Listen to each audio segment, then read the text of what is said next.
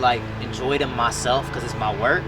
And I was like, yo, these are fire just by themselves alone. So I was like, I'm gonna ask Jimmy if it's cool if I can just use it for myself and he can still use it. So that's basically what's happened, man. I don't know, Jimmy, I don't know when your album's coming out, dog, but you know what I'm saying? I appreciate you for putting me on there and mixing it. And I appreciate you for letting me use my work as my work. So that's really how it all happened, man. I didn't really have anything particularly in my heart where I was like, oh, I'm gonna talk about Stockholm Syndrome. I didn't even know what it was until he asked me. I had to look it up myself. And after time, I was like, yo, this is really like deep, and it's different scenarios of people being held hostage, whether it's in relationships, whether it's being held by religion, whether it's being actually physically held hostage or being held to people's approval. Like, you know what I'm saying? Like, I really wanted to talk about something that at least everyone can relate to some degree, you know? Yeah, it's a lot of creativity. Like, it's a good concept for an EP, definitely, for sure. For sure. I guess my next question would be about the track entitled Stockholm Syndrome. I knew you were going to ask that. Yeah. Could you go a little bit more in depth with that story? For sure. So my sister used to, whenever she had got out of a bad marriage with her ex-husband, she used to live here, and she used to be so terrified of this dude because this dude would be stalking her, like actually holding her hostage basically in conversations on the phone, because she couldn't block his number, because if she blocked his number he would show up here. Yeah. And this dude actually broke in our cars one time, broke in our houses, and whenever he just stopped talking to my sister, when that started fizzling out and they started hating each other and disliking each other, it was really rough on not only her but on us as well, because it's like we lived with her, so it's like we could feel her pain, maybe not as much as she could, but we could feel her pain. And one specific day, he came to the house one time, and I remember it plain as day. It was Wednesday, and I was getting ready to go to Bible study, and this dude just pulls up, and I don't know how he figured it out, but he figured out my sister was actually home. She said she was somewhere else, and I don't know how he figured it out, but he tracked her down, and she came right here to the house and was like, I don't know what to do. He's coming. I don't know what to say. What am I gonna do? And I'm like, I don't think he's gonna show up. And then next thing you know, this dude just shows up. I'm like, yo, this man really just had the audacity to pull up in our driveway. And it's funny because I believe her car was parked where mine is, and the way my driveway is set up is about this big. Now, obviously it's bigger than that, but you know what I'm saying? It's like her car was right here, and he just parked his right there, so that way nobody could leave, because we're getting ready to go to church, like right then and there. We were walking out the door to go to church, and he just shuts the door after he parks it when nobody can leave, and he's like, ain't nobody leaving. And I know there was a lot of conversation on religion and different things that day, because he kept throwing it in my sister's face, you know, it's a sin to divorce me. It's a sin to divorce me. You're going to hell. And I remember, like, we just had like a lot of conversation about that, and I didn't know what to do, man. It was crazy. My dad was mad. My dad was really close to getting the gun. Like, it was really crazy, man. And eventually, literally, like maybe after an hour or two, he finally left after we sat out here for an hour talking. And when he left, I just remembered myself just going, you know, he's sick, he needs help, this and that, which he does, but it doesn't justify the fact that he held me hostage. Yeah. You know, and that's really what that piece was about, is that when I started talking about my sister in the piece, they thought I was going to talk about just my sister being held hostage. But really, man, I was the one being held hostage too, because I was just sitting in the driveway. I was trying to go to church. You didn't have anything to do with it. I didn't have anything to do with it, man. That was their business. And that's really just an example of like being held hostage, is defending him. And like, I prayed for him, obviously, and I believe that's crucial. But that was just an example, man, where I was being held hostage and I was trying to defend him as much as possible. But it doesn't justify what he did. He did what was wrong. But, you know, I believe over time I had to get to the place where I could forgive him and love him, even though I haven't spoke with him in years since then. Yeah. But yeah. It's understandable. Yeah. That's probably my favorite track on that EP too. That one and Approval. That's probably my two favorite tracks. I like that one because it tells a story. The rest is like deep stuff. Yeah. But, like I like stuff that tells a story. It tells an exact story. Yeah, the rest of them is just my thoughts, just being put out on paper. Do you have any bodies of work or anything that didn't make the EP? That didn't? Yeah, like because I know like some people have outtakes where like stuff. I don't know. I was really debating to put religion on there. I don't know why. I guess it's because in the environments I perform at a lot, I'm around a lot of non-Christians when I perform.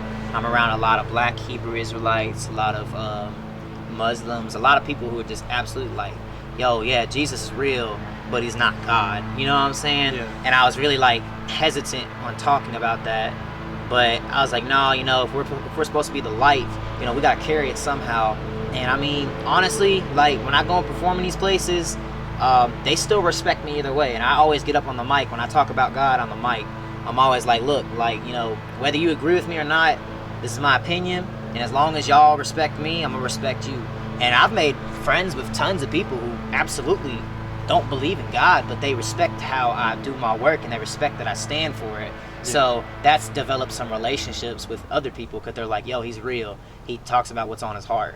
And I was really hesitant on putting that out there. Also because, I mean, you got Kanye West's beat on their track. You know what I'm saying? It's really kind of intimidating to put somebody out like that because the great Kanye West, you know what I'm saying? You don't want to be dumbed down. You don't want to be, you know what I'm saying? Like, you want to be able to ride on that beat. And I was really kind of like hesitant on doing that. But no, as it relates, really, I didn't have anybody particularly in mind. That's why I just made an EP, because it's only like 4 little tracks I can put out there and just give people something to think about. Because I know in this day and age, attention span is everything. Yeah. And I can talk to somebody and then they can go off on a different, you know, loop of what they're thinking about. So like, that's why I also put music behind it, because it gives them something to listen to. And then the words, you know, especially on that track Religion, me and Isaiah actually purposely, the guy who mixed my EP, actually purposely made my voice echo and reverb a lot, because it kind of to me sounded like mind control. It kind of sounded to me like I was speaking directly to the people's mind and not to their body to where they can dance, but just directly to their mind. And you can kind of, I mean, I personally feel like that when I play that track, I always hear my voice just religion is confused, and like kind of just carried out like a Tupac type thing, man. Like just really connect straight to your head. It's less in what you feel and not your head, but it's more of like, yo, this dude's like speaking straight to my soul. I can feel it, you know what I'm saying? And I know that's probably the least played track, but I mean, that's a good track too. All of them are my favorite. I mean, looking back on it, I think I felt some of that too. Yeah. I didn't think about it in the moment. Yeah. But like looking back on it, I see what you're saying. I remember in the studio just doing that, and I was like, yo, this is gonna go crazy, man. Like, it's not even like an actual, like it's not even, it doesn't even sound like a song or anything. It's just me speaking directly to people, man. And like, that's the poem that matters the most, honestly, to me, is that people at least know about Jesus. You can fight other people's approval. That's good. You want to be free from approval. You want to be free from bad relationships. You want to be free from other people. But, you know, all in all, the only true way to get to freedom is through Jesus. And that's my thing, is like overcoming religion and mindsets of you have to dress this certain way or God's not going to accept you. And that's like my favorite line probably in that poem, Religion, is go ahead, let your dress hang all the way to your ankles, because it's nothing more but shackles to your syndrome. Because it's like, oh, I have to go to church like this, but I can't go to church in jeans. You know what I'm saying? Yeah. And I thank God that I go to a church personally where you can just show up in sweatpants and they'll be fine with it. Now, I believe in a certain entitlement of you don't want to dress too underdressed. You know what I'm saying? You don't want to show, as long as you're not causing someone else to sin. Yeah, like not provocative. Yeah, if I show up to church in my underwear, I mean, I feel like there's a problem with that. But if I can show up to church in sweatpants, I feel like there's nothing wrong with that, man, because the Bible plainly does say, come as you are, whether that's emotionally, whether that's physically, whether that's spiritually, just come as you are, you know? Yeah. Bring your hurt and pain to the cross. So, yeah. I think that's a good way of looking at it. Yeah. See, I guess my last few questions. I mean, we can hit these really quick. You said you had a bigger project coming up. I mean, share as much as you want. Okay. But, like, as much as you feel up to sharing. Okay. So I got a project. People tell me all the time I'm a really sensitive dude. I'm really emotional sometimes, and I agree with it. Sometimes I overreact over stuff. But sometimes I feel like I'm just really in tune with my emotions. And I feel like that's why my poetry is so good. Because I may not be like the most wittiest writer and most cleverest, but I know how to project it when I say it. I know how to let my emotions come out through my words where people can feel what I'm saying. Less on what I'm writing, but to where they're not like, oh, that's really intellectual, but more like, oh, dude, I can feel he's hurt, and I can tell because I can feel it. Yeah. Or, oh, he's upset, I can tell because I can feel it in the way he's saying it. You know, the way he's projecting his voice. And so this next project I was planning on working on was called, I was going to call it The Sensitive Type. And it was going to be about me, just emotions in general. I was going to put some love on there. I was going to put some hurt on there. And then I was going to talk about some issues like, I got tons of people, actually, God bless these people, who are actually interested in collabing with me on this poem and helping me out, whether it's playing a guitar and stringing a melody, whether it's writing something and putting it in there, whether it's singing a hook and trying to put that in there, if that's the Lord's will and it works out that way, because that's the plan right now. But I got some poems on there, you know, or some work on there I want to talk about that's just like the struggles of being a man and dealing with suck it up, you know, be a man. Well, honestly, man, being a man is not what we all think it is, of how you have to be tough and, you know, as sharp as a knife. It could be just, you know, a man, in my opinion, a good man knows how to connect with women and knows how to connect with other men and identify his hurts and pains, but still overcomes those issues. And like that's some of the things I want to talk about in that poem as well. In that EP, that project. We don't know if it's an EP yet, but it's a project. Is that just the struggles of a man just not being able to communicate his emotions like how he should. Yeah. And just different topics like that, all about emotions. I might mess around, talk about lust. There's just a few things, man, I just want to talk about but all in all, I want the whole project to be just about emotions in general. And that's why I call it The Sensitive Type, because I'm tuned in with my emotions. I'm the sensitive guy. Right. Yeah. This is sort of off topic. I mean, it's kind of. Nah, you good. Do you have any hobbies outside of poetry? I ball. People tell me I'm trash, but I feel like I'm like I said, like same thing with poetry. I feel like, you know, I'm my favorite player. I like the way I play. I'm a pass first type player. I like being finesse. I like doing flashy stuff. I may not be able to score all the time. I can score, but I may not always be able to score. But I like being finesse. I like winning. I love to play video games, man. I play a lot of 2K. I play a lot of Modern Warfare. I love watching Netflix. I'm a movie fanatic. I'm a man of arts in general. Like I may not be a good painter, but I love watching paints. Right. I love watching movies. I'm a movie critique.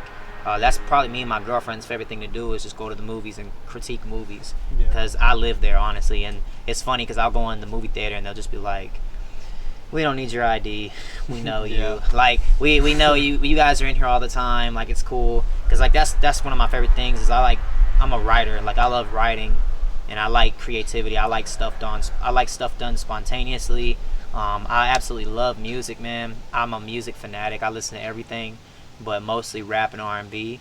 But I feel like in order to grow as a person, as an artist, you need to listen to everything outside of just one specific genre, so that way you can take all the arts from the world and that way there might be a little bit of country twang that you want to put in something, you know what I'm saying? Like it's just like that's how some of the best artists are. They're experimental. They mess around with it all, man, because like I feel like that's how you grow as an artist, is you just don't focus on what you're doing. You gotta be diverse. You gotta be diverse and take it all in. And that's how you honestly connect with people, because the way I connect with a lot of people is music.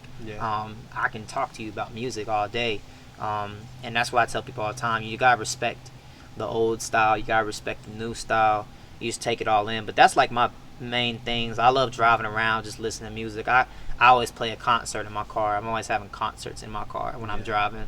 Like me and my friends, it's crazy because like they'll come over and it's like we might not even do anything besides just get in the car and drive around for a couple hours, burning gas, just listen to music. Yeah. You know, and that's just like my favorite thing to do.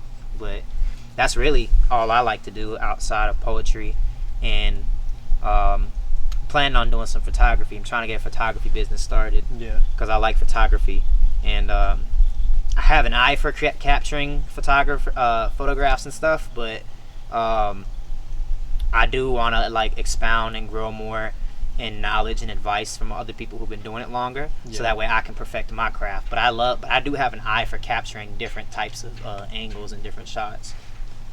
And I guess we'll end this on a little bit of a deeper note. But if you had a message to, I guess, the youth, younger people, I know you haven't lived the majority of your life yet, but people younger than you, for sure, and people coming up in your same field. Mm-hmm. This for everybody, man. Whether you were an artist, a singer, a construction worker, a McDonald's worker, anybody, man. Old, young,